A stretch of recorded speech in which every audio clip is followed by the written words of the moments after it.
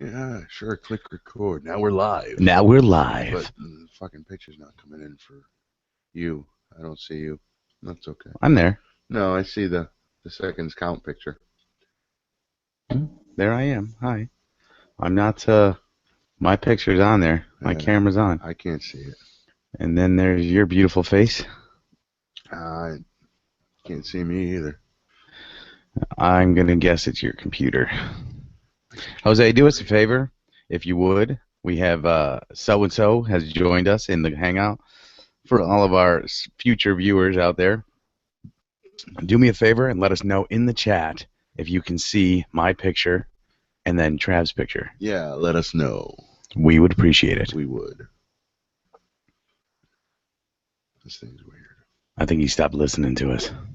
Oh, he's got an El Salvadorian girl, man. That's true. There's an El Salvian. Ooh, wait, we've got a message over on the Google Hangout. Ah, okay. He messaged us outside of it, which is weird. But that's okay. I'm all right with that. All right, we had a Sarah Gregg say that she was not going to make it to our recording tonight. I don't actually know who she is. I must have added her as part of another community. Sarah Garrod? Grog. Gragg. I shouldn't do that. I'm gonna have to edit that out of the show. I'm recording this. I'm sorry, Sarah. We'll fix that. I just spelled your last name. I hope no one goes and looks her up before I get a chance to edit that out. That's horrible. Horrible. Hey, what's your social security number again?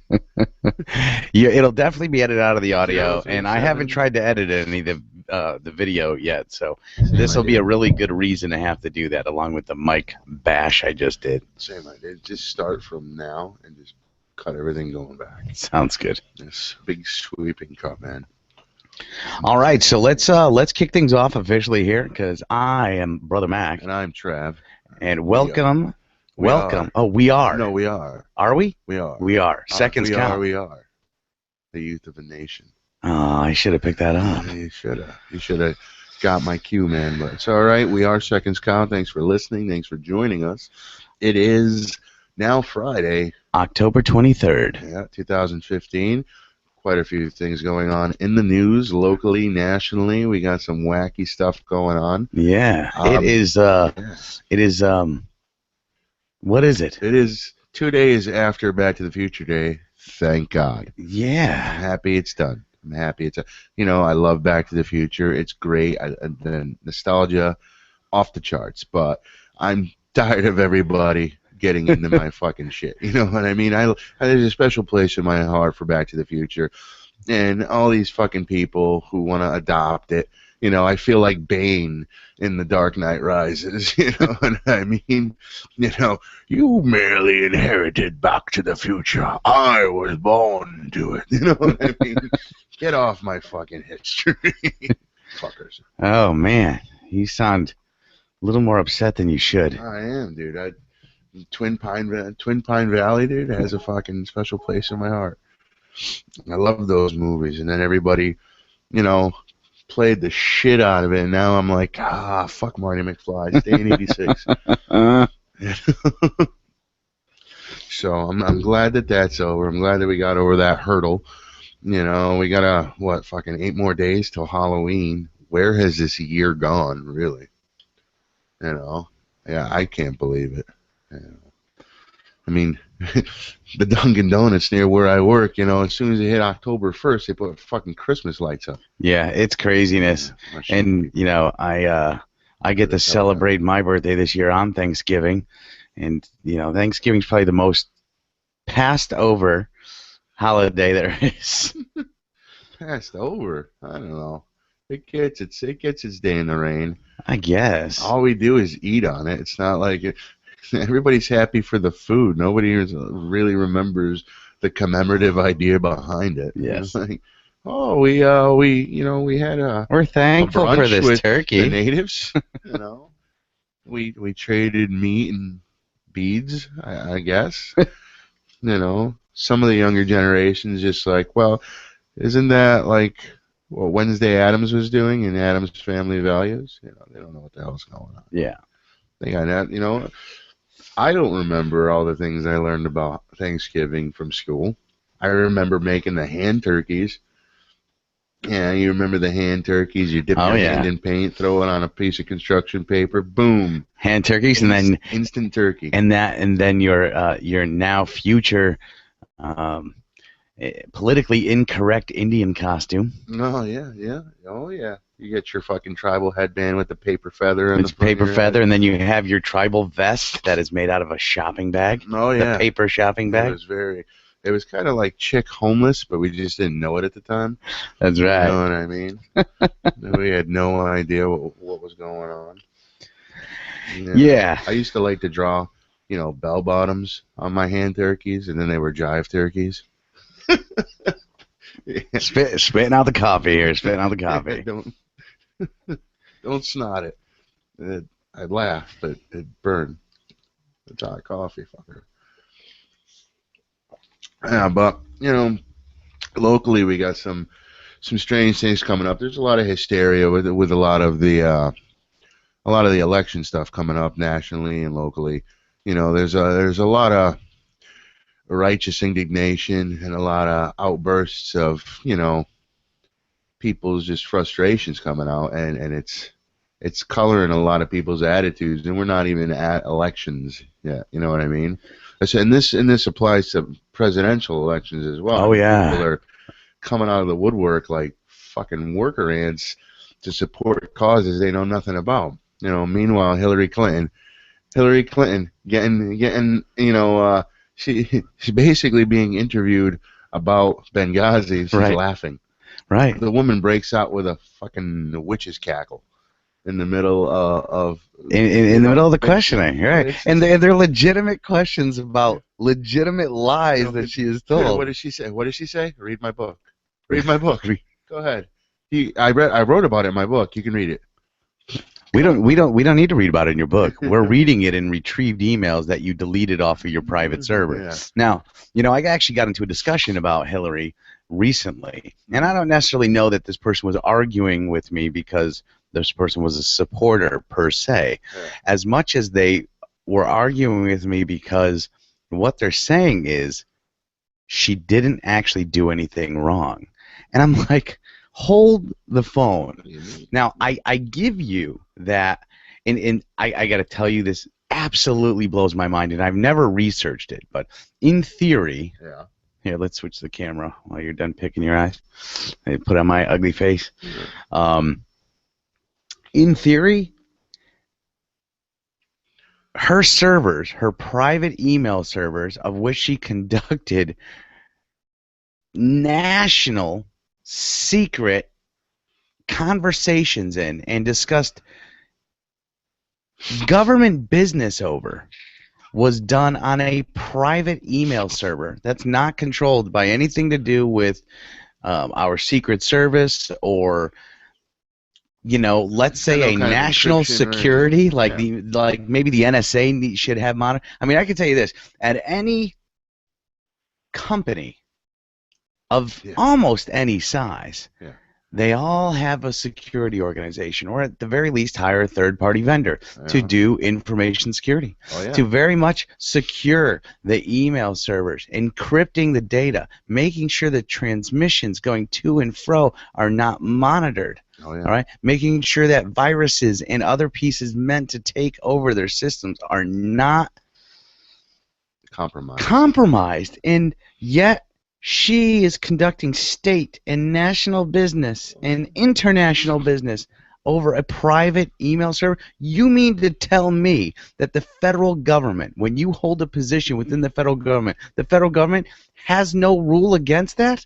You mean to tell me that your employer has no rule against that? Let's look at it from an employer versus employee aspect, because government is a business. You know what I mean? Not supposed to be. We know, no, but it is, and it's run like a business to a degree. Okay, so she's an employee. Okay, conducting business on a private server. You know what I mean? I work for a company that produces a lot of military stuff, military contracted stuff for the federal government. Okay. very classified. Everything in this company is controlled, access controlled. Okay, there's places that you can't even get into if you don't have the right Sure. card clearance. As my Okay, company does as well. and we have an Outlook Exchange server, and anytime, even just say you wanted to use Microsoft Office to create a shopping list for groceries. As soon as you create that new blank thing, it comes up with a prompter that says, what is the security level of what you are creating, the document you're creating? Now, the email. I even know the software you're familiar with. Yeah, the Outlook program also has that same verification add-on to it.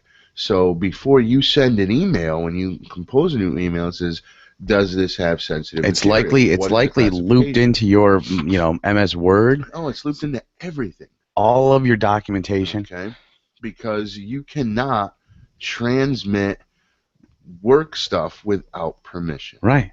Yeah. So exactly that. Expressly forbidden. And the whole reason why you classify things is because if it ends up in the wrong hands and then ends up in court, what your company needs to do is prove that you took appropriate and reasonable action to ensure the privacy of that information was secured. And not only that, but I gotta go blow my nose, dude. that's fine. We'll pause.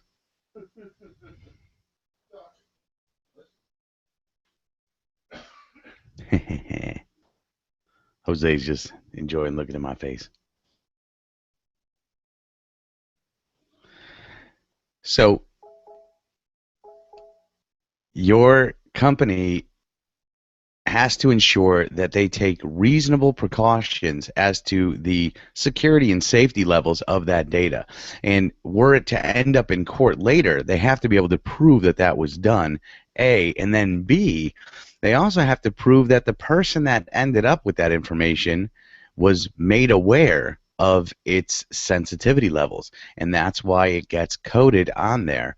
And not only, sometimes it's in the footer of an email, sometimes it's in the header footer of a document. Oh, yeah. But those are the purposes for that. So that's what I'm saying.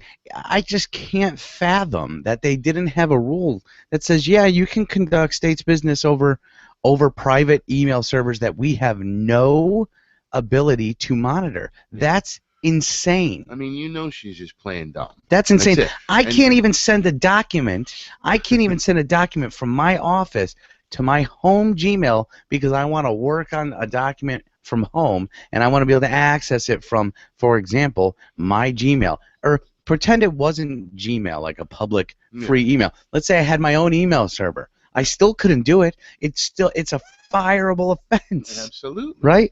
It's illegal. Okay? As far as company policy goes. Okay? So how there was no law against it, or not law, let's not say that. Let's say policy against it within the government.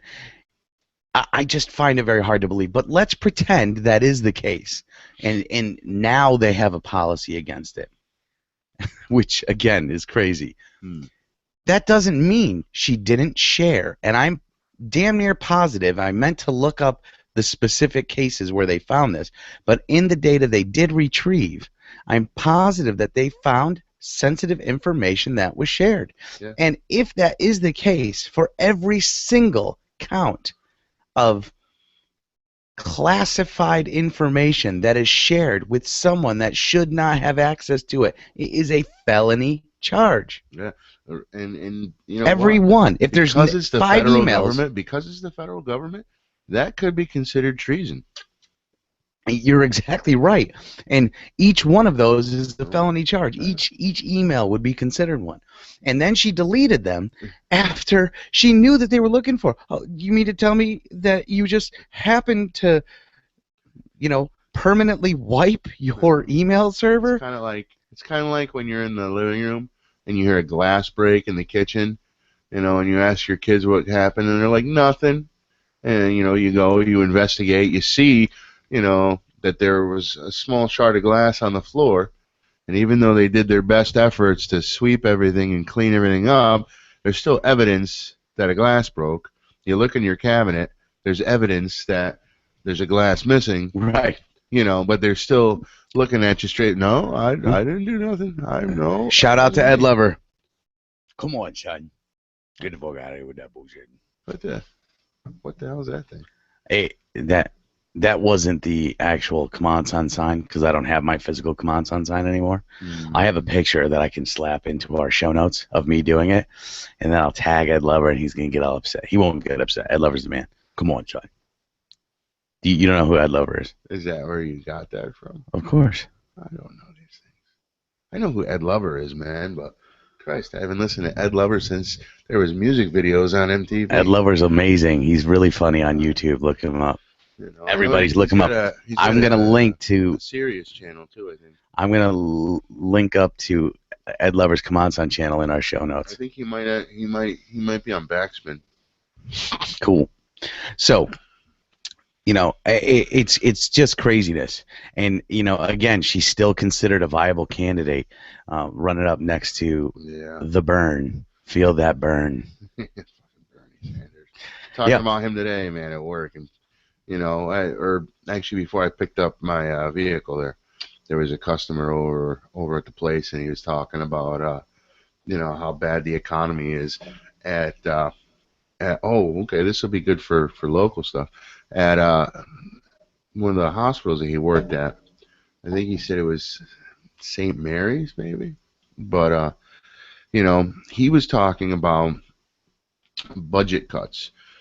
You know, they're doing all these budget cuts on the lower tier, the doctors, the nurses, all the medical staff, but none of the CEOs or upper management are getting cuts.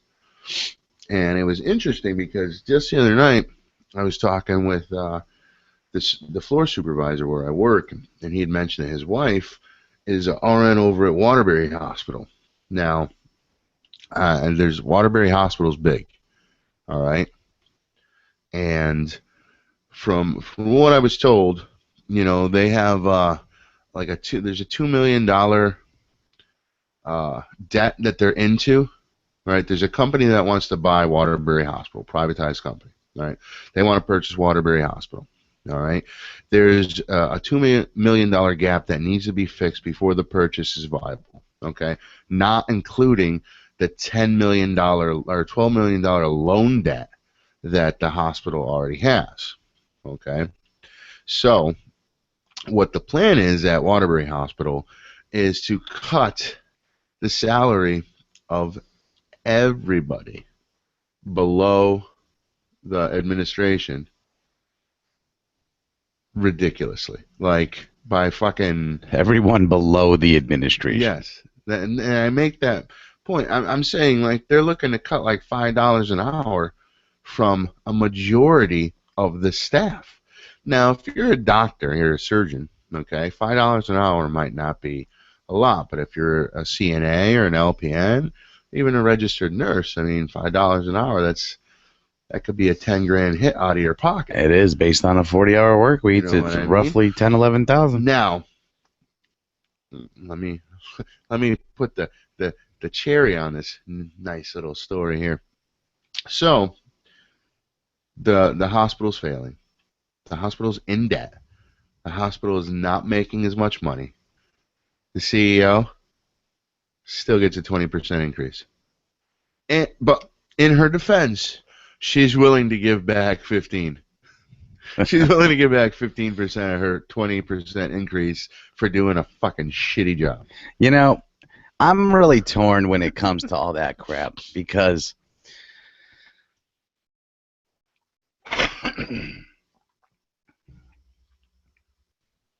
I'm torn when it comes to that crap, because I think we may have actually mentioned this, you know, last week or the week before, where, you know, we stated that we're unfortunately not in we're not in true capitalism anymore. No.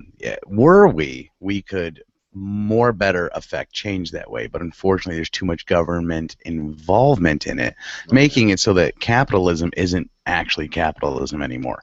Because truthfully, when it comes down to it, if the company does really bad and pisses off all its workers, the company's going to lose so much that it's not going to be worth it for them to make those decisions. But with these giant conglomerates, and the problem isn't that they're so big and they have so much money that they can do whatever they want, because that's not the case. No. They all can fail, all right? Except when there's all this money that they've taken and weeded into the system. And now that system keeps them propped up. It keeps them protected. It gives them all these things like patents and trademarks, and allows them to create a monopoly, whereas in true capitalism there wouldn't be. Now, granted, that has its own nastiness to it also, right? I mean, something like that makes it much more dog eat dog, but it also gives the power truly to the people. Yeah. In that case, because you won't have someone whose stock plummets, for example, and then gets bailed out by the government. They're not going to have those protections where they have pushed all the other companies into such a minuscule little thing that now they're the top dog, so they can't fail. Otherwise, everyone else loses the resource because there's no other dogs big enough to fill that void. Yeah, absolutely. So, I mean, it's tough because, you know, when I hear, you know, the CEO shouldn't make so much money. Well, at the end of the day, nobody's got to get a job or stay with a job that's paying them X, Y, and Z. Yeah. And for the record, I also think we should all be making more money. I certainly know I should be making more money. And I'm pretty sure the next guy that I talk to is going to sit there and go, dude, for what you do compared to what I do, I think I work a lot harder, and I think it's ridiculous that I make, you know, a quarter of what you make. And you know what? Hey, you might be right. Perception's reality, Realistically, baby. it's got nothing to do with that. It's got more to do with, you know, are you good at your job? You know, it's are you good at your job, and what's your employer willing to pay you? Yeah, and if you're the guy paying yourself, you know what I mean? Now, this entire board of administration is entirely overpaid. All right, the head of, let's say, what was it called? The birthing center. The birthing center. Remember, you know, less than 100 years ago, we were still delivering babies at home 9 out of 10 times. Okay, it now costs upwards of $12,000 to have a baby in a hospital easily. I had twins, and it was $30,000. Yeah, so you look at that, and then you say, all right, the CEO or the head of the birthing center, okay, who holds no degrees in medicine, makes $325,000 a year to oversee a department that she's not qualified for. This is stuff I'm getting secondhand, mind you. This isn't like I'm in the middle of, you know, their politics and policies and know exactly what's going on. This is what's being told to me. You're telling me that you don't sit on the board also? I don't. Okay, just checking. So, you know, it's what I'm told is that there's a lot of people who are underqualified and overpaid. And a lot of those times it could be some sort of nepotism, man. There's a kid who drives and delivers to the company I work for, and he got pulled into the office because he came and saw me. He came specifically looking to me to tell me about what had happened, and he said, you know, I got pulled in the office because I had parts on the truck that my boss said was okay for me to leave there. My boss told me it was okay. Okay. Then my boss was on vacation. His boss came and yelled at me, sent me to HR, who is the wife of my boss's boss. She sat down with me in HR, and they both chewed me out, suspended me for 3 days. I've never had a mark on my record. I've never had anything happen whatsoever on my record. And they immediately went to suspension. And I told them that I didn't think it was fair that they had, a married couple in the human resources office, A little circle of trust. and they were both chewing me out because how am I going to get a fair shake that way? Yeah, you can't. And I agree, and I think that stuff happens a lot more in many corporations. I mean, the trucking company I used to work for, and I'm not going to name them, but they're in New Ulm, Minnesota. Their entire office is all people who are married. Sure. Now, You I know. mean, here's one of the things. I think, honestly, people need to protect themselves much better. So, I thankfully have not run into situations like that in my current employment. Which is good. But I will tell you this, that if I did run into a truly unfair shake like that, I would, no kidding, record, even if it's secretly record, which may not be able to be used in a court of law, and that's fine. Yeah. But I would record the conversation about it, and I would confront them in a very hard and direct manner.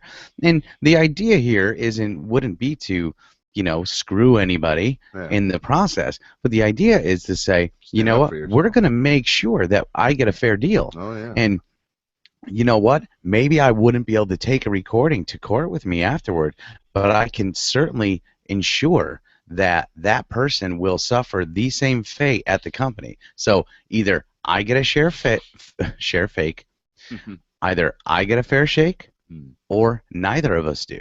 Yeah. And it's that simple, and it's not about being vindictive. It's about protecting yourself, kind of like securing your email. I told the kid, hey man, go to the labor board. Go talk to somebody about it because what they did is not right. Yeah, the only way they should not have went to a 3-day suspension right off the bat. I don't care who you are. Right, and agreed. And what he probably also should have done is gone above their heads. Problem is another thing I told him to do. I said, go talk to the president of the company, man. Right. The problem is that people, they're scared to do it. Oh, who are they? They're not going to believe me. They're going to believe them. He was fired up though. I'm pretty sure he did. I'm pretty sure he did go talk to the president if he didn't go to the labor board. I told him, I said it wouldn't be a bad idea to go above.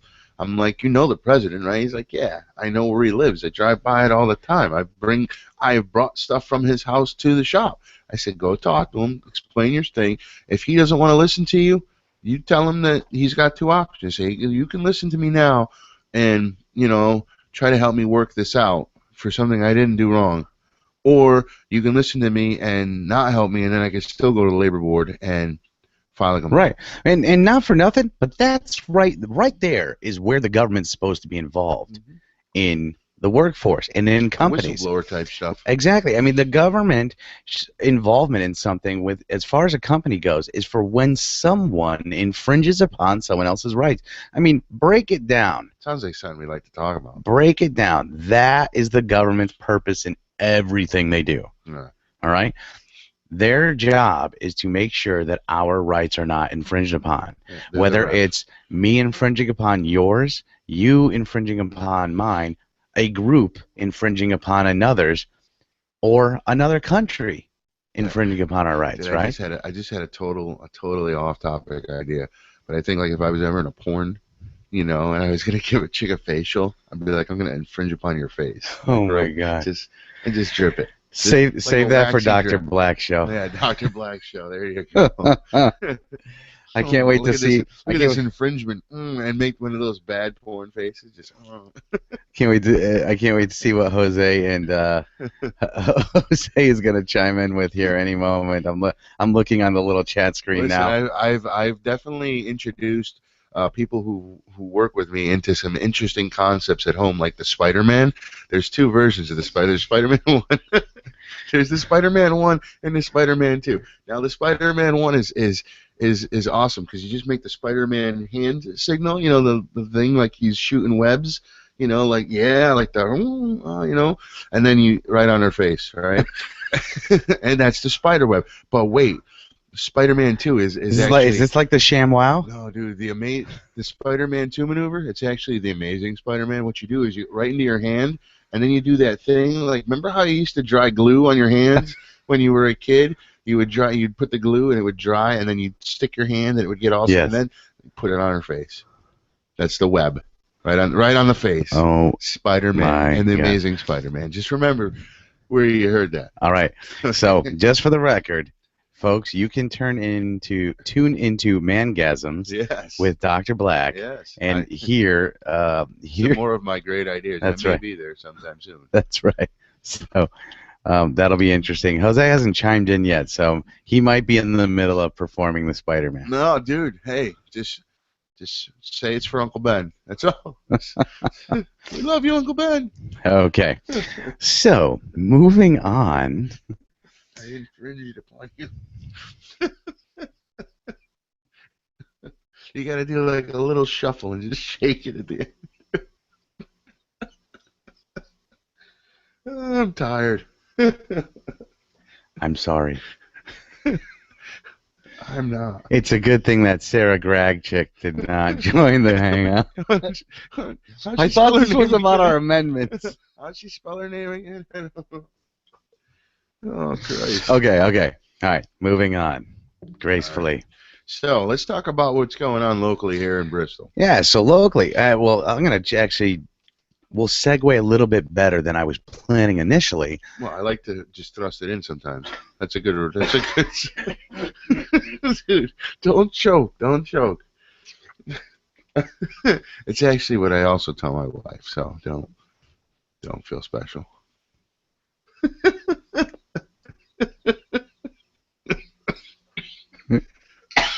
I'm dying. Speaking of not joking. Listen, dude, I had a straw in my mouth. It was a weird time. Okay.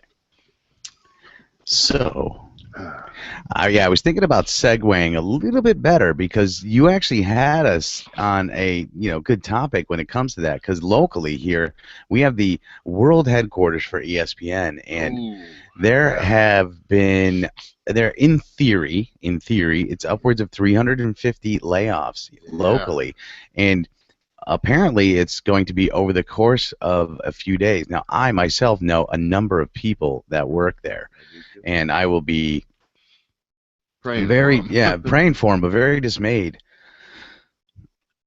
if we find that they end up losing their positions. So what I have read is that it's more of a senior management level cleaning house that's been done, which is interesting because it's usually not the case. No, it's not. Usually, when it comes to some of the house cleaning, it's sort of, a senior manager or two, and then their entire department's underneath it, right? Yeah. So I'm not really sure what it's going to consist of. Well, from what I read, it's more based on subscription losses more than anything. They lost a lot of subscribers. Yeah, it's definitely monetary based. And a lot of that is really dependent upon telecom and the way that they want to, purchase packages, because they used to work for telecom, and I know how that bullshit translates. You know what I mean? You got to remember, Disney owns ESPN, and they own ABC. So if you're a telecom provider, say you want to start your own cable company and provide cable to somebody, and you wanted certain channels and you didn't want other channels, you are probably going to get pushed into picking up a lot of the channels you didn't want. All right, so if Disney also owns, let's say, the shopping network, guess what? You want ESPN, you're also going to get ABC, right. ABC Family, ABC Kids, Disney 1, Disney 2, Disney, and they're going to charge you for each channel, even though you didn't want them. Right. Even though you did not want them. Oh, I mean, honestly, hey, cable TV's no different. No, but that's what I'm saying. That's how it is for cable, for satellite, for everybody who pays. When you get packages from the channels, that's what happens. You get that channel package based on how many potential subscribers you might have. So say you start off, you got 10 million subscribers. Well, listen, they're going to charge you for these 18 channels, even though you only wanted 2 of those channels as the provider. I'm not even talking about the guy at the house watching TV who's selecting the channel pack. I'm talking about you. You're providing the content that you're getting from HBO, from Disney, from and you're giving it to your customers. You have to pay based on your expected customer base for each individual channel, not for the package, each individual channel, which means if you want to carry ESPN, you have to pay for ESPN, ESPN2, ESPN3, ESPN College, all the ESPN channels. The Ocho. ESPN8, the Ocho. Thanks, Pepper. You've gotta pay for each of those though. You do, and only a fraction of that cost is passed on to the actual customer. at-home viewer. Someone else pointed out something is fairly similar in that regard. Well, not necessarily similar, but as a part of that is that, hey, I mean, we here are prime example and proof of it. People are getting their information, their TV, their video places other than TV, even on their home TVs. Oh yeah. People are dropping cable as a whole in record numbers in comparison to what used to be. No, we call it cord cutting, man. I mean, we're in a digital streaming era. Think about how awesome TiVo was when it first came out. Amazing. Think about how great that is. And that's exactly what's going on. It's that instant gratification. Hey, I want to see the Sox game last night that I missed. I can find it on the internet. Yeah, not me. I don't ever want to watch sports late. No, but you understand what I'm saying. Yes, I do. You have the ability, and with TiVo, you could skip commercials. Nowadays, we don't even care. We're forced in to watch these 15-minute commercials on Hulu and shit. We don't care. Well, not only that, but they now splash commercials right in the middle of your show on the bottom of the screen. Yeah, and that's because of things like DVRing and TiVo. But I mean, not only that, I'll tell you, I was on a little mini vacation with the family over the weekend before, and I wasn't able to watch. Come on, son. So you weren't able to watch what? And I was unable to watch the Giants game. We had one little tiny TV, and they wanted to watch something else. And I understand that my family doesn't want to watch the game at the time, and that's cool. So I was actually able to, on my awesome Note 4, which has a fairly large screen, I was able to, with an app given by the subscribing company. It was Verizon's NFL Mobile, and I literally got to watch the whole game streamed live, and it was amazing. I mean, it was good. And the TV that we had in the hotel room is probably 4 of these. Okay, it was a tiny little. This is the oldest TV I've seen in a while, the smallest TV I've seen in a while, and it was just really, really cool. And matter of fact, something else, I watched another game on it there with the Patriots game. I watched maybe like the last 15 minutes of it. Didn't want to interrupt my wife watching her show, so I watched something on here, and it worked great. And that's live. That's not even recorded TV. Wow. This is completely separate from, and this wasn't part of a network. This wasn't a network's app. This was NFL Mobile. Yeah. There's no network involved with that. Yeah. And that's the thing, you get on your PlayStations, your Xboxes, I know that my Xbox 360, I know that my PS3, my PS4, I know that you can get channels like MLB.com. I know you can get Sunday Ticket. I know you can get these things that show you the games that you want to see without having to pay for cable TV, as long as you have internet. Hell, there are plenty of places that still stream it for free with just internet that you don't have to get the packages for. You know what I mean? There are plenty of ways to get the content we want without. What are you looking for? A napkin. No, we don't have it. That's why I went to the bathroom, man. Fucking dying down here. I don't know. But there are plenty of places to get the content that you want, without having to pay for it. So it only makes sense that, we go and cut the cords, man. I haven't had cable TV that I've paid for in over a decade. I've had I've had Netflix, I've had Hulu, I've had Amazon Prime. I got a free Amazon Prime membership when I signed up for one of my credit cards. I got that for free for a year. And what's not on one program is going to be on the other. You know what I mean? Fucking, Netflix doesn't have certain things, but you go on Amazon Prime, dude, you got that show Vikings, dude. That show's great.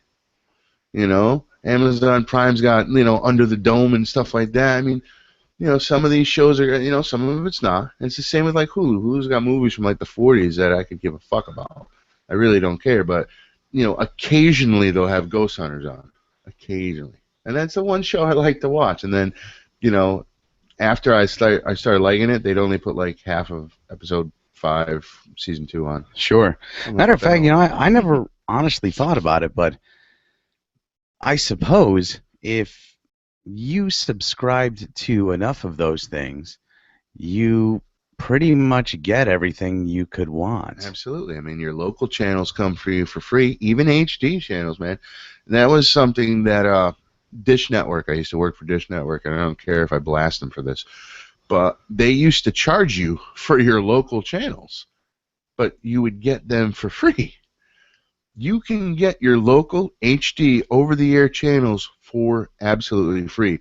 Dish Network would charge you an additional $10 to get them through the box, and they wouldn't want you to know that you could get them for free.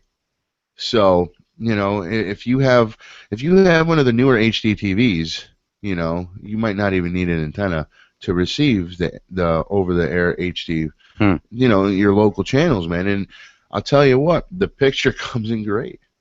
It's beautiful. You can immediately see the difference, man. For free. Interesting. All right. Now, so as far as the whole layoffs at ESPN goes, fingers crossed, and by the time everybody hears this, it'll be all done but the crying. So, hopefully. we'll keep our fingers crossed for you. Now, other interesting news in regards to election stuff. Local election. Now, there is a lot of discussion when it comes to election time. Does my vote do any good? Is that rhetorical? No, I mean it's an honest and it's a fair question.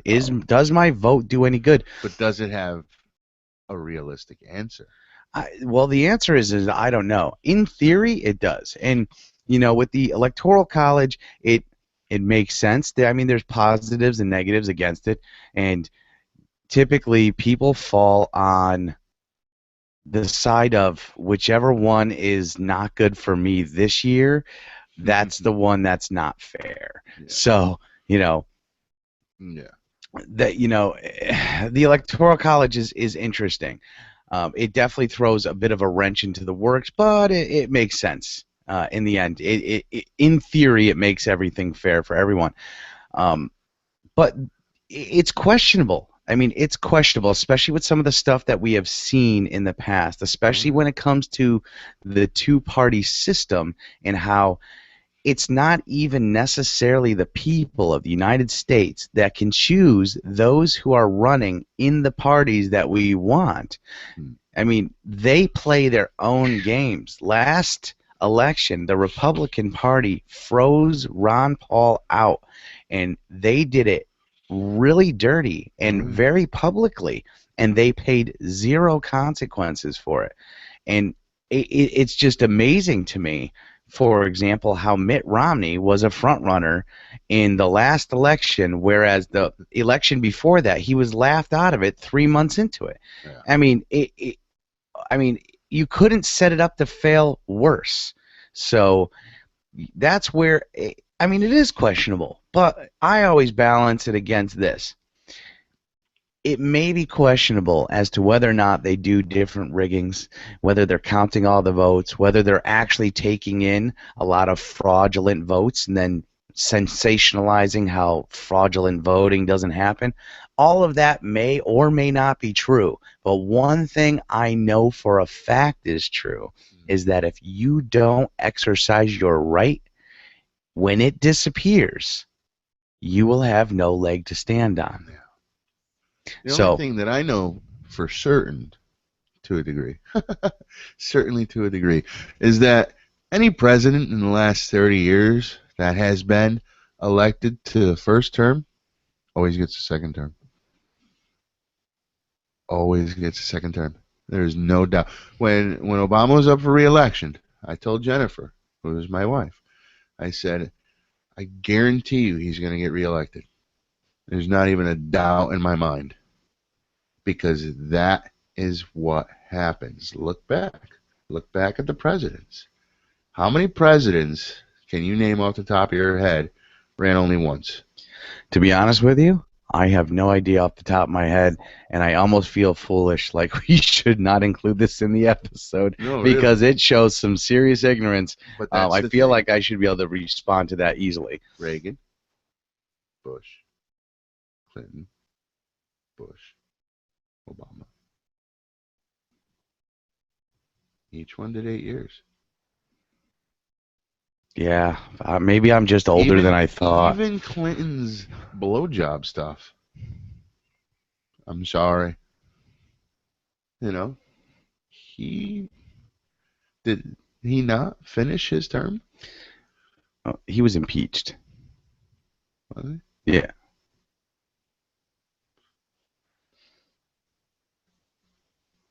Man, I feel dumb that I don't know that. So or don't remember. Well, that. well, to be no, he didn't get impeached though. Didn't he step down?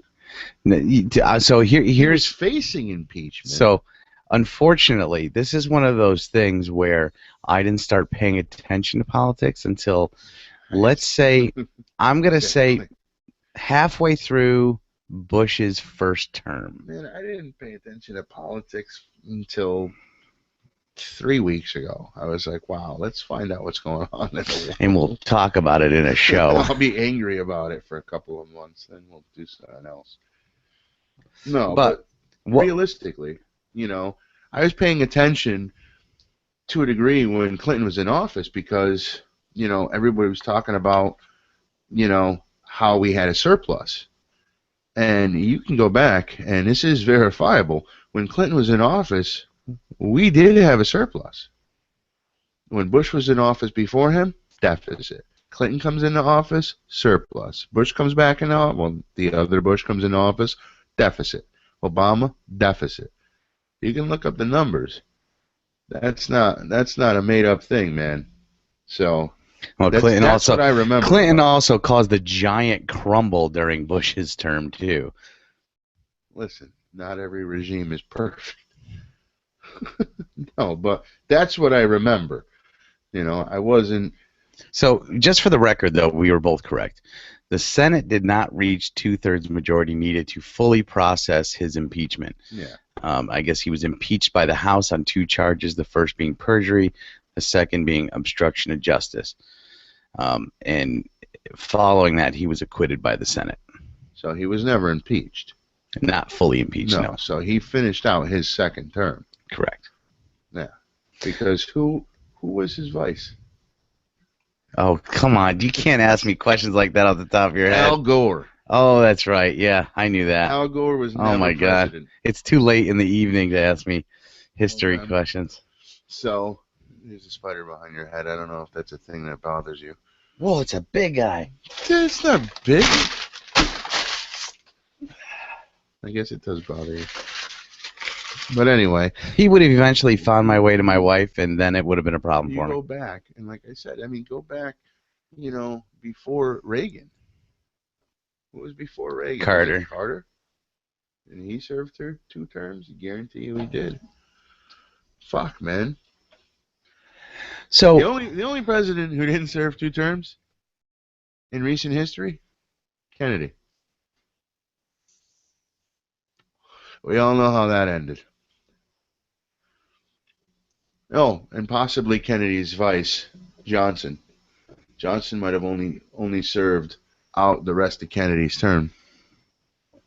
But any president through election over the past 30, 35 years has served 2 terms, has been reelected. Fucking George Bush Sr. called the wimp president on the cover of Time magazine. Wimp president. 2 terms. Are you throwing a ball? Why not? Okay. So that's just a little nugget right there Well, And what that really shows is the apathy of the voting booth. so well, yeah. I mean, there's that, but you know, you've got lots of things that go on. For example, voter fraud doesn't happen. That's what everybody says, that it doesn't happen. Yet meanwhile, you can find numerous counties where over 100% of the population has voted, Yeah. which for you math geniuses out there is not possible, right? You can't have more than 100% of your people voting. That means there's bad votes in there. How could that possibly happen? And I mean, well, Harriet Jones voted, and she's been dead since 1983, but it's amazing she got out of her crypt to vote. well, and so there's lots of occurrences like this. Now, are there occurrences enough to throw an election? That's debatable. Do you know why? Because we the don't have Electoral all the- College. Yeah, but we also don't have all the information. There's no way for us privately as citizens to really go back and No, say, of course you there's know, not. let's see who committed fraud, where, and to what degree. Right. And so We can only speculate. one of the reasons I'm bringing this up, though, is The Electoral on College. on a local level, Mhm. you can see it. Oh, Okay, yeah, absolutely. you can make a difference in who you vote for because you have a lot of decisions to make on a local level. Yeah. Oh, yeah. You don't just vote for your mayor, you vote for your, well, I mean, and I guess every town and city is different, right? Yeah. But you have vote your for the Board of mayor, Ed, you have your board of education, you have your councilman, yeah. you have your selectmen, you have treasurer, you have all kinds of different. I mean, some places you can elect your sheriff, Yeah. right? Which is actually technically the only true authority in your local land. The police are just a corporation. Your sheriff has the one with the true power, but there's not a lot of elected sheriffs left in this country, No. just as a heads up. But we have a pretty heated local election here in Bristol. Yeah, what's going on with that?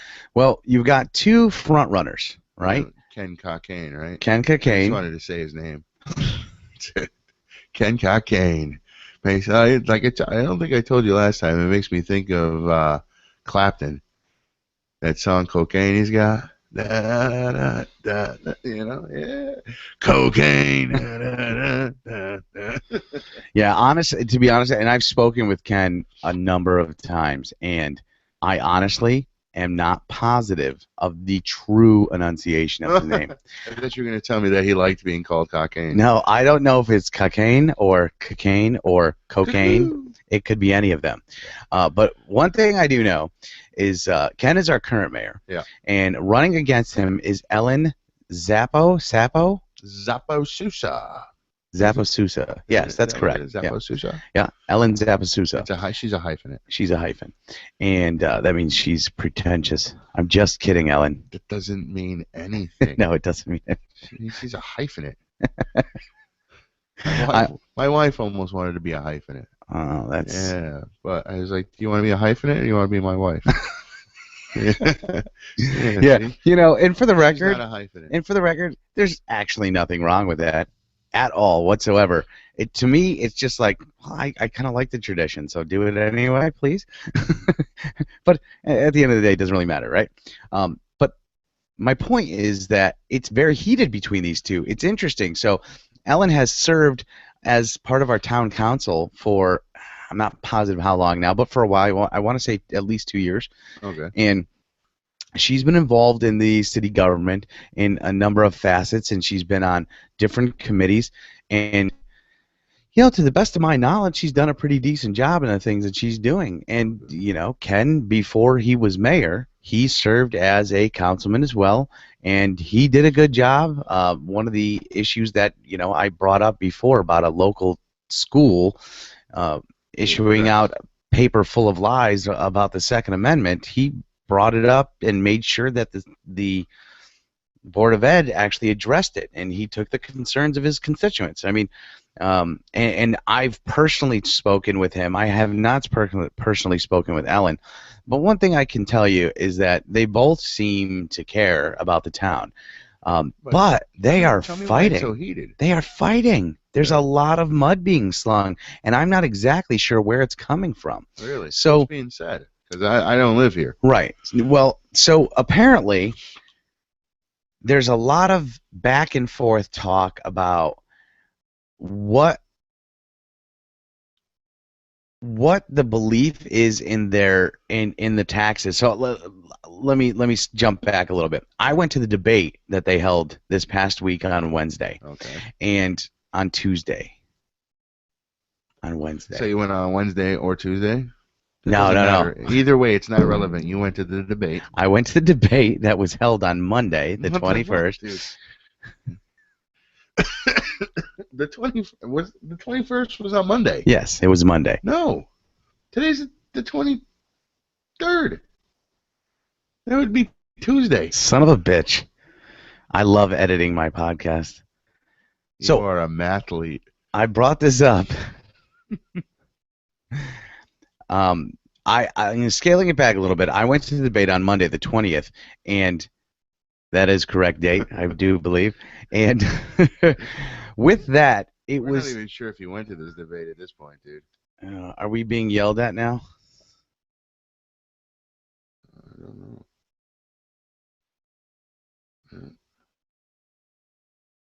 That's weird, dude. My phone just went from being on vibrate to loud.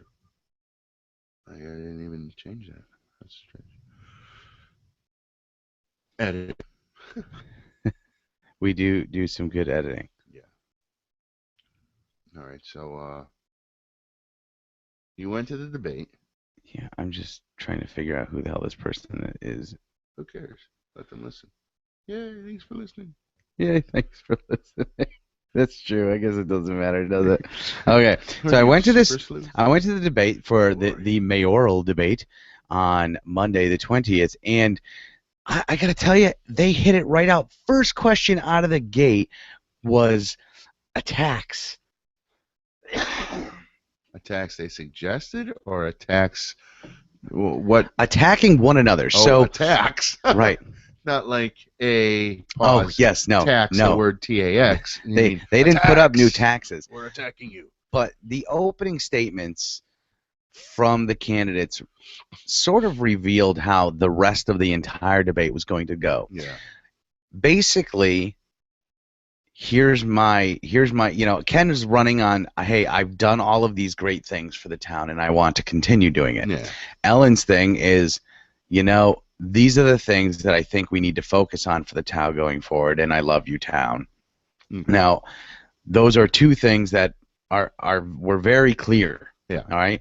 And there was also a statement from Ken attacking Ellen and what she's done and said in the past, and there was also an attack from Ellen back at Ken. The one significant difference, and has been noted in social media quite a bit, is that Ken is not nearly as good a speaker as Ellen. He wrote down all of the things that he was going to talk about, and Ellen, I don't know if she didn't write anything down, but she memorized it, and she was a good speaker. She spoke very well. She didn't have to refer to notes. She was, I feel like she went to Toastmasters, and she's just a good speaker. She, if she was on our show, there'd be little editing to do. And I mean, I commend that. And unfortunately, what followed when it comes to all of the constituents that listened to it and started partaking in the discussion afterward were, Ellen is, spoke this much, and I'm really disappointed in Ken. Now, that said, there seemed to be at least a theory that there was quite a stacking of supporters that attended the event because Ellen did seem to get more applause. And that's fine. And maybe it was because it was stacked. Maybe it was just because her answers were better. My personal feeling, and while I lean toward Ken, is that, he did a great job in his 2 years as mayor, and he did a good job with the context of what he was saying. Yeah. Did he? So in the end, Ellen spoke much better, but that does not necessarily mean that she had more to say. Yeah. Or better things to say. Yeah. And, there was a message out from Ellen saying, hey, I don't believe, and I don't think any politician believes, that we should be taxed more. And anyone that says that that's what a politician believes is they're lying, right? Because no one believes that we should be taxed more. However, Ken countered that in his statement following that I have you on video in one of our meetings saying that we are an undertaxed, I don't know whether it was Community. town or community or whatever it was, and specifically saying those words. And I don't and understand, I'm paraphrasing here. I'm not quoting because I didn't write anything down, but the words were stated, okay? And when asked if she denied it, she said yes. Yet they have it on audio and video. So, there's a catch and a lie there. But then there was honestly nothing but back and forth. Ken being considered a bully, Ken saying I'm not a bully, some of the folks in the crowd booing, and there was a lot of little jib jabs going on. And I unfortunately for Ken, he is not the same speaker that Ellen is. But again, from a context standpoint, I was distraught mainly by this one point that Ellen said, because while I may not favor what her and her party stands for, I will say that doesn't mean everything she says is wrong or not good.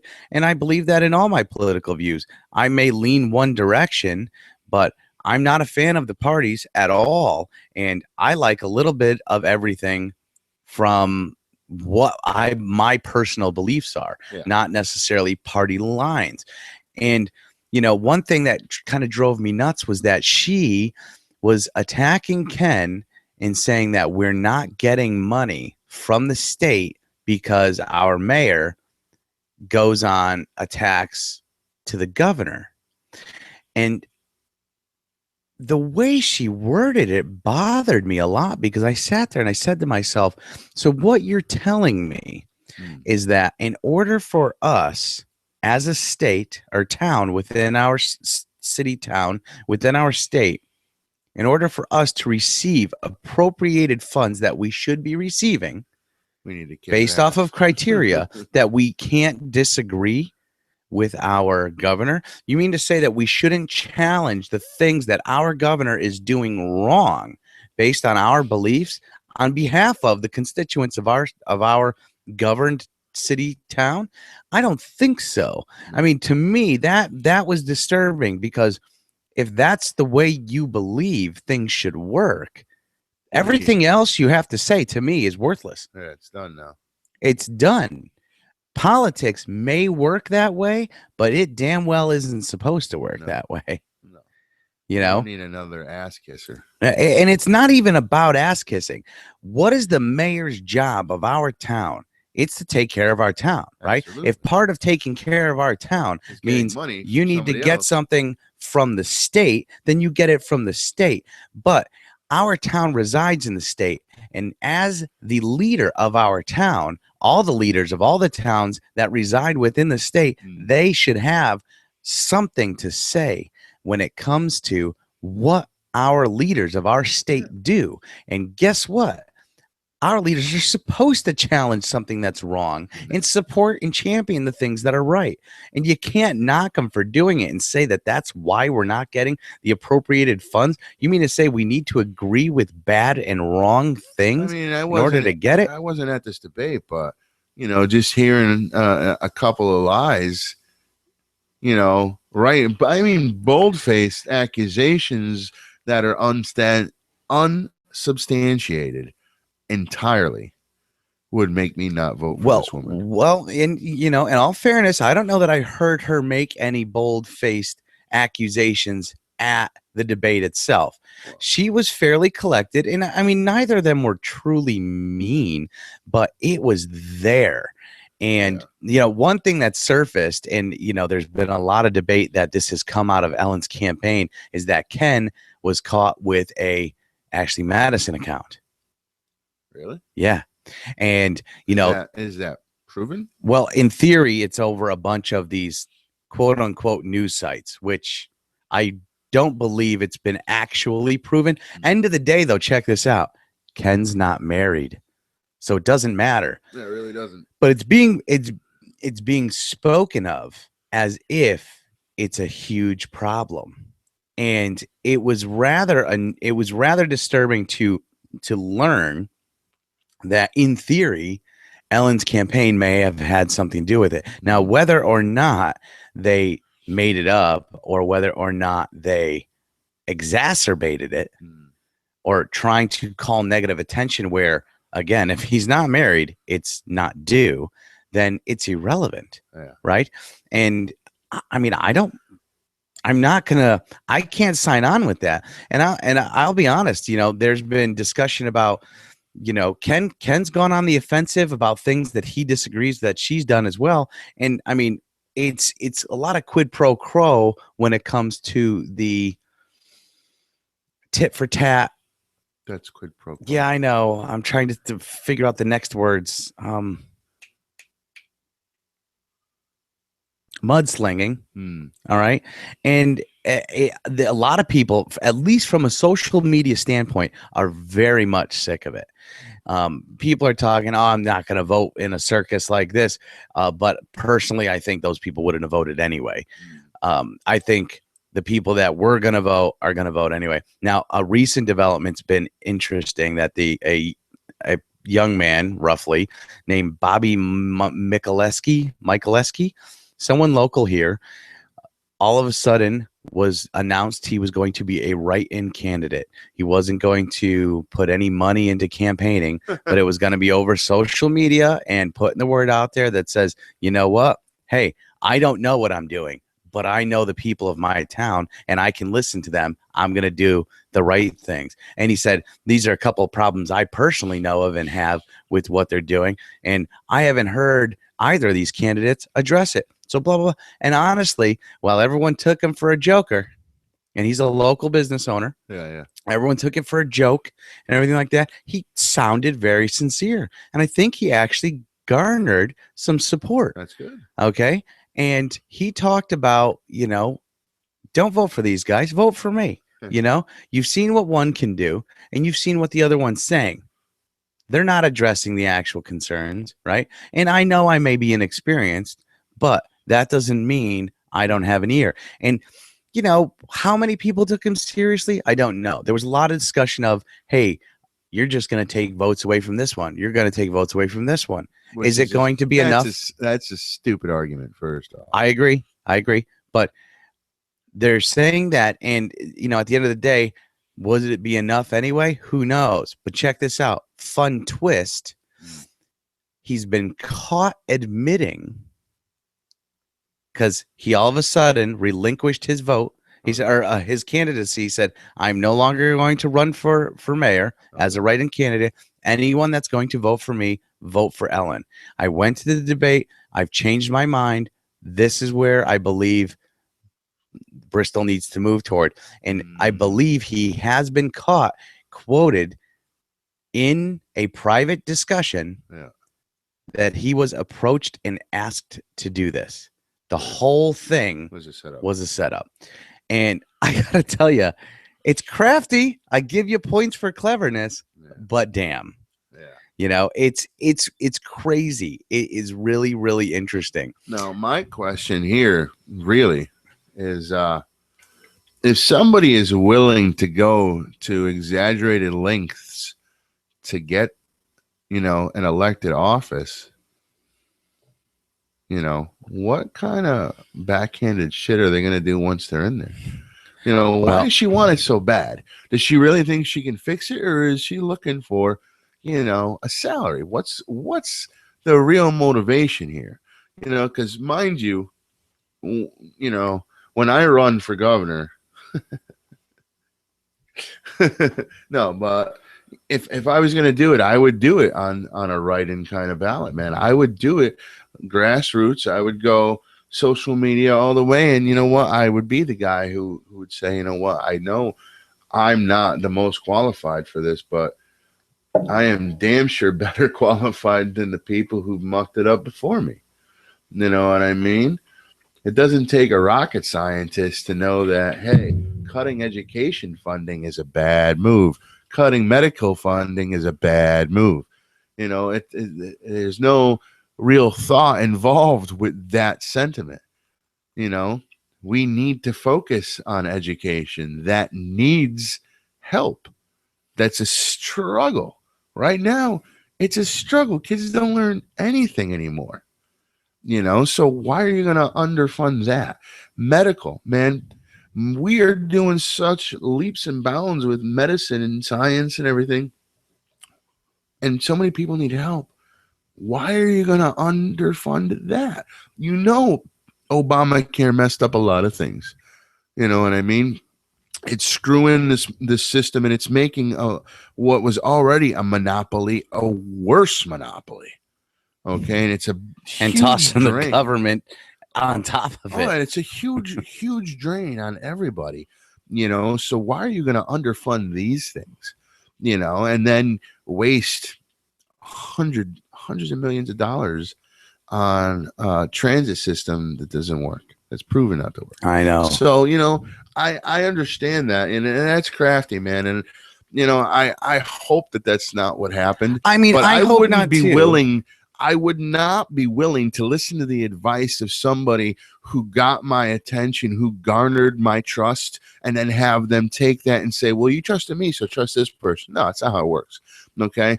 I might have voted for you because I liked what you were saying, but you changed your mind and you're dropping out and you want me to push my vote for you to somebody else? No, fuck you. How about that? Yeah. How about that? Fuck you.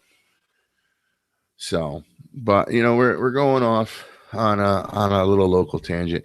You know, I wanted to talk briefly about stuff going on nationally and then internationally. Now, nationally, something that caught my attention was that there was a NYPD officer that got shot in the head, I believe Tuesday, in East Harlem. Yeah.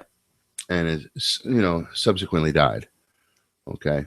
Now, that doesn't sound, you know, catastrophic, you know, when I tell you that, but I remind you that New York City has extremely strict gun policies in place. Okay. And this crime, this tragedy, still occurred. Okay. This is just a little footnote in our history that's going to show you that the gun control policies that they're trying to use, they don't work. Okay. And I'm just going to take that briefly to segue into the international news that caught my eye today, which, while tragic, is without a doubt one of the wackiest things I've heard in quite some time. And it's coming out of Sweden.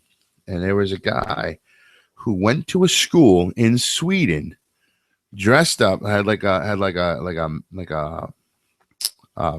a paintball mask or something on his face, maybe like a Vader mask, like a Darth Vader mask. Right? Went there, samurai sword. Okay, everybody thought he was dressed up. They were taking selfies with this guy. They wanted to see his sword. He was letting them touch his sword.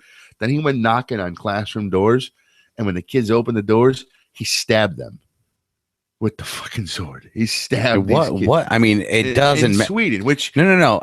What I'm saying here is it doesn't matter what the age was, but what level school is this? Well, this was like a 15, 16-year-old age group, and it was, from what I read, it was a school for kind of like troubled teens. Okay. You know, kids with maybe, you know, social behavioral problems, and you know, the bad kids. You know what I mean?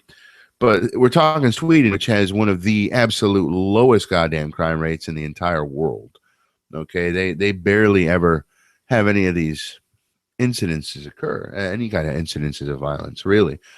But this kid killed two people before he was shot and stopped with this fucking sword. He killed a teacher and a student. And I think the student wasn't immediately dead, but died from complications. And then two other students were injured in the process because they opened the door when he knocked, and he just stabbed them. Unreal. sword. So how many ended up perishing? Two. Two died. Two more were wounded. And how was he taken down? Guns, amazingly enough. Yeah, Swedish police, they employ guns. But you're not gonna hear much about this in the media, and nobody, not one single person, is gonna blame that sword. Not one. There's not going to be a huge call for registration of samurai swords. No, not one. Training for samurai swords. Background checks to purchase samurai swords. A national index. None of those things are going to occur. No. And that is this week's episode, or that is this week's You Can't Stop the Crazy. Yes. I didn't know where you were going at with that for a second. I know. I think what we're going to do is I want to do two fun things, or at least one fun thing. You're already doing the Google Hangout. Let's do every episode. Let's have a You Can't Stop the Crazy. It's going to take up the whole episode. No. So much crazy. No. just a singular example where some crazy bullshit occurs. Sans firearm. Because you can't stop the crazy. Yeah, we'll see. We'll see if we can find stuff that I'm sure we can. We can add in we'll make a fun little You Can't Stop the Crazy. We'll add some echoes and some, that sounds, like some soundbite. Like a soundbite that goes, be awesome. It'll be this week's episode of You Can't Stop the Crazy. Crazy. Something like that. Yes. And well, we need, we need the sound clip of the shower scene from Psycho. What's the noise in that? I don't remember. When she's screaming. How long of a clip is it, you think? Fucking Janet Leigh, dude. I don't know. It's not very long. It's been a long ass time, dude. I don't know. YouTube that shit, motherfucker. All right. Well, I mean, I can easily pull it. What do you think we should do for a vocal? I don't know. We can fucking add some reverb, and just do something wacky. We'll do announcer voices. You can't stop the crazy.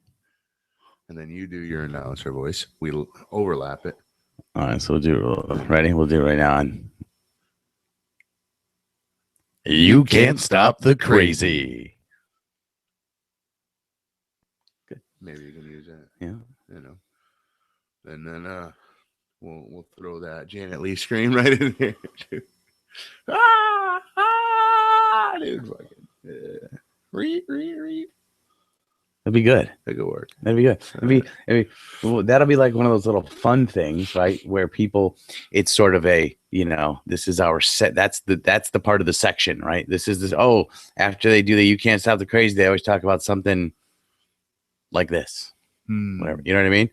That'll be one of those points in the shows. Plus, it'd be fun to like include some little soundbite shit like that. Yeah, just break it up a little. I also thought it'd be really cool to do like, this week's, fun with gun facts or something like that, or gun fact, where we made some awesome little quote about. That would be cool. This would be cool if we could go and on this day in history, we find some little kernel of information regarding, guns and, rights, anything, and, cool stuff like this amendment was added, That's a cool idea. This day in history, marks, the 245th anniversary of this, This day in history, let's call it liberty. It could be all different little things, this day in history. I mean, this day in history in and of itself is done. Yeah, but not making in it, our context. Making it pertinent to our context is important. You know what I mean? If we could find like laws that helped fucking establish, you know, I don't know, stuff like castle doctrine. You know, standard Ooh, ground laws. today in civil liberties history. You know, Just for shits and gigs here. Just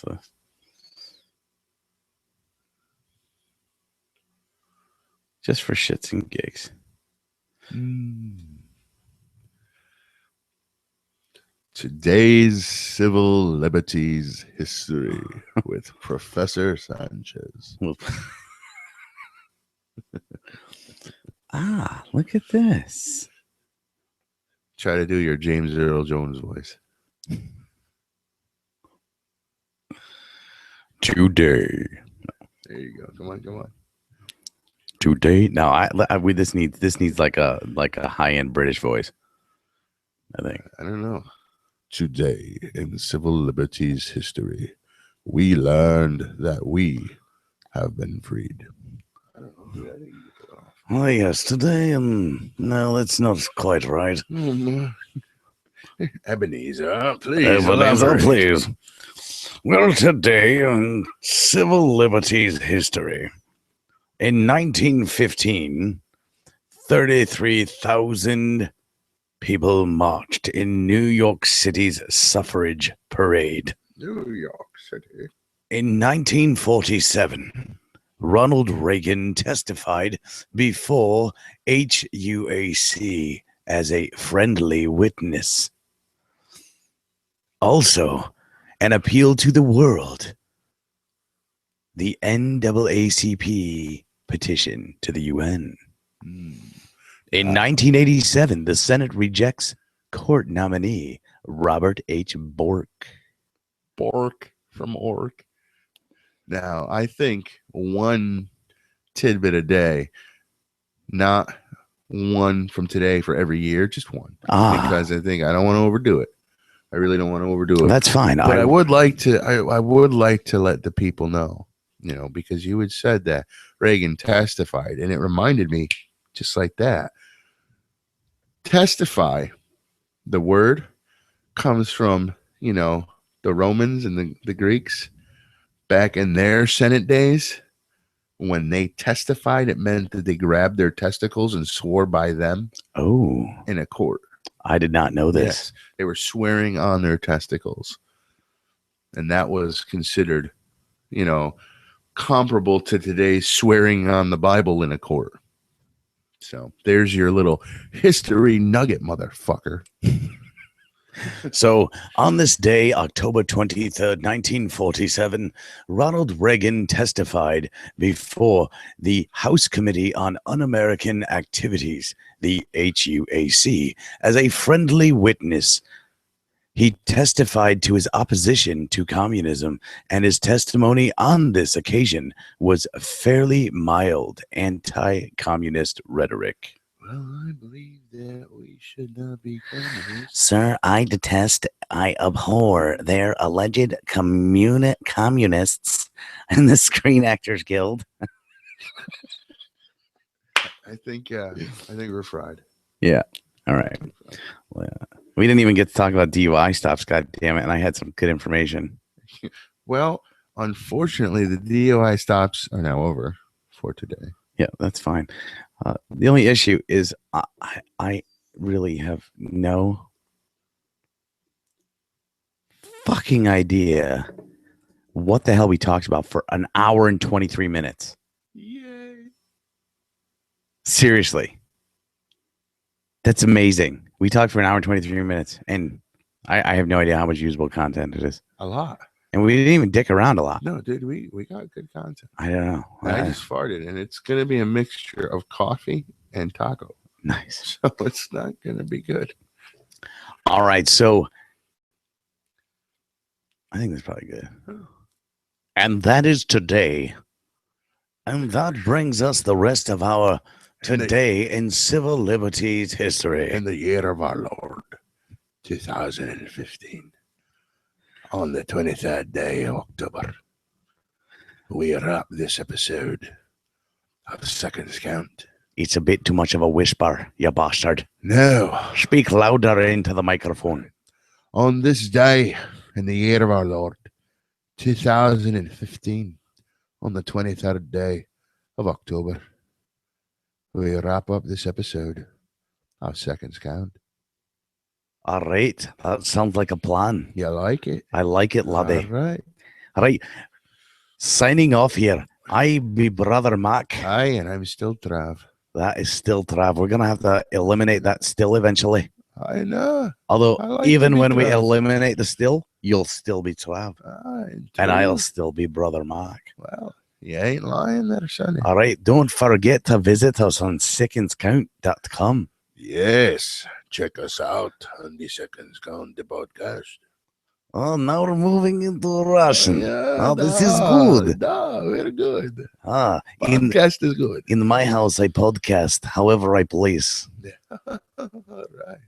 All right. Don't forget to follow us on Twitter and also Google Plus, where you can find us on this Hangout. Yeah, this hangout, let us know if you think the idea has merit and if you might want to join. I know we get long-winded and it's late at night sometimes, man, but we like the company. So, and every now you need a friend. That's right.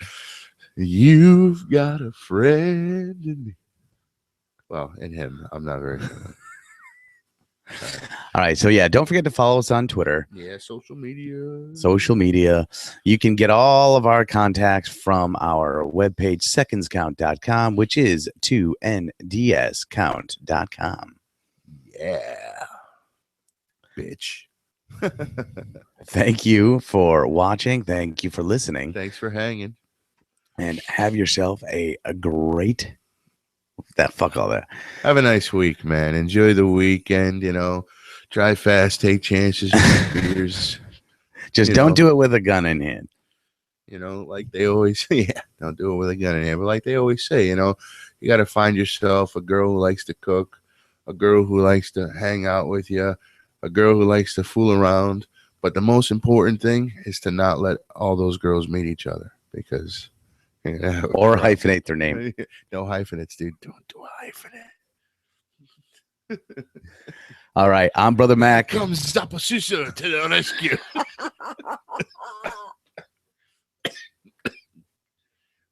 I'm Zapasusa.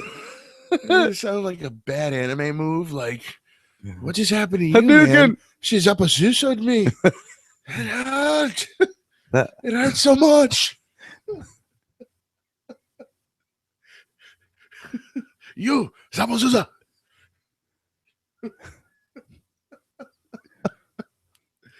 Oh.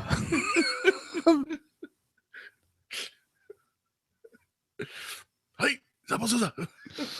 Dude, I'm gonna laugh about that the whole way home, man. All right, thanks for listening. Thank you very much. This is... Well, what are you doing? Nothing. Okay. All right. Thanks for listening. This has been episode 8 of Seconds Count. Oh, yeah. Shaboing, boing, boing.